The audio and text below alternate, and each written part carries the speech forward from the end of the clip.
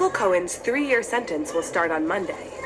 And if Cohen gets his way, he'll be reporting to Otisville Federal Prison, about 80 miles north of Midtown Manhattan. Otisville is a regular prison with a particular appeal. It's home to the system's largest population of white-collar Jewish criminals. Nobody knows more about what Cohen can expect at Otisville than Lawrence Dressler, who did 18 months for mortgage fraud and still runs a gossip blog about the prison under his prison nickname, Larry Noodles. I started my blog when I was in Otisville Federal Prison. My blog is about some of my experiences in Otisville and some of the people I met and what went on in the Jewish community, in the Otisville, and everyday life, because I kept a diary while I was there. I couldn't control myself. I kept writing. If you're Jewish and you live in New York or Brooklyn, Manhattan, any of the 5 boroughs, I mean, the low security prison for white-collar criminals is Otisville.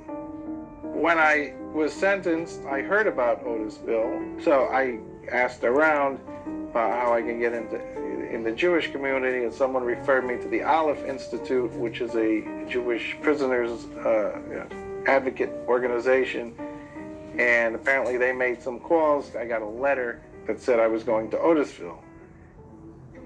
When I first went in, there were maybe 5 or 10 Hasidim, 10 Orthodox non-Hasidim, and then another 50 non-religious Jews. Russians, there were a lot of Russians from like Brighton Beach, Coney Island, in the medical profession, doctors, chiropractors, involved in Medicare fraud. Each conspiracy may have 5 or 10 Jews in a conspiracy, and so then that's a lot to go into one prison all at once. So there's a lot of books. You have the whole Talmud. I mean, you have the prayer books and everything else. Saturday, Sabbath services, Friday night services. You don't really find that anywhere in any other prisons. The Jewish inmates cook the meals themselves. Guys would chip in and buy a lot of food for the Friday night meal. So there's always seltzer, gefilte fish, chicken soup. But the chicken soup was like the noodle soup, the cup of soup things.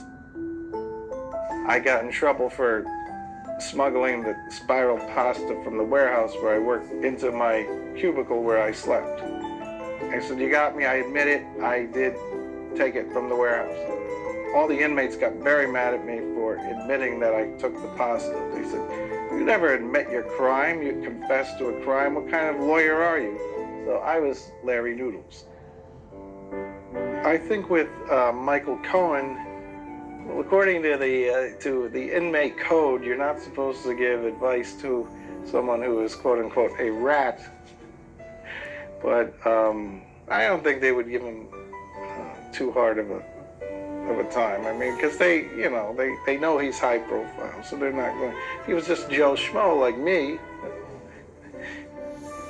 there was a guy in there who did about 30 years in and out.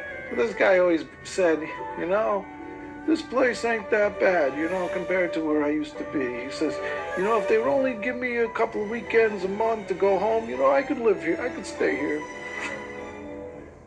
Like, okay, Mitch.